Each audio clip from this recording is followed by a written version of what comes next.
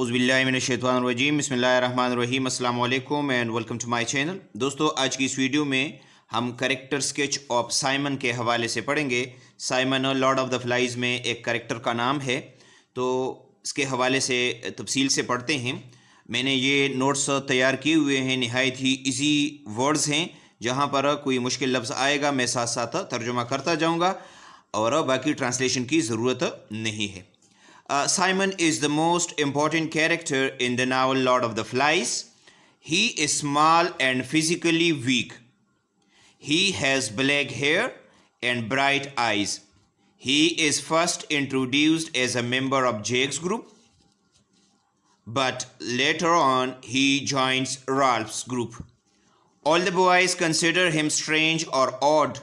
Strange or odd के मानी है अजीब, because he is shy and reticent. shy के मानी है शर्मीला और reticent के मानी है खामोश या कमगो।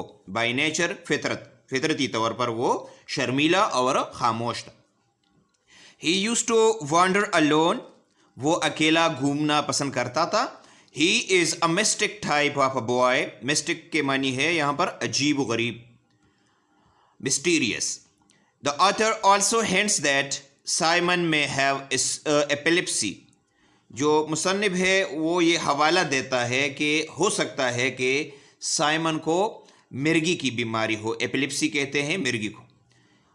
All these qualities and habits set him apart. Set him apart का मतलब है अलग कर देना।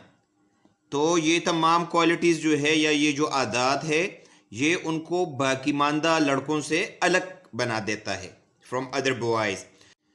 Simon is very supportive and cooperative. Supportive के मानी है सहारा देने वाला और cooperative के मानी है ताउन करने वाला।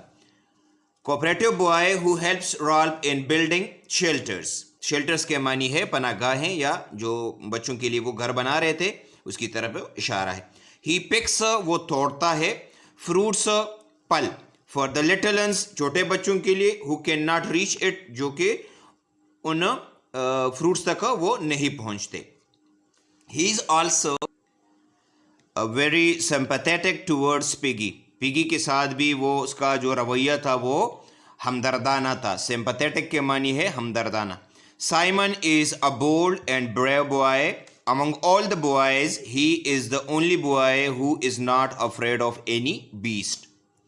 ही alone goes to the top of the mountain and discovers the actuality of the beast. Actuality के मानी है हकीकत, यानी वो अकेला जाता है पहाड़ की चोटी पर ताकि उस हैवान की, उस बीस्ट की वो असली हकीकत मालूम कर सके।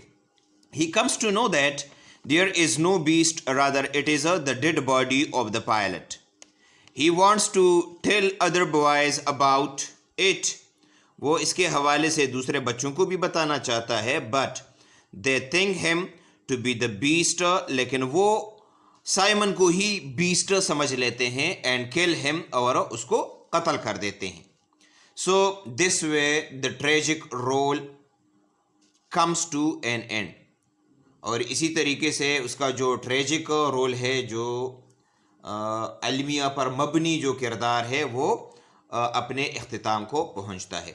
तो दोस्तों, ये था आज का हमारा टॉपिक। उम्मीद है आपको इसकी समझ आ गई होगी।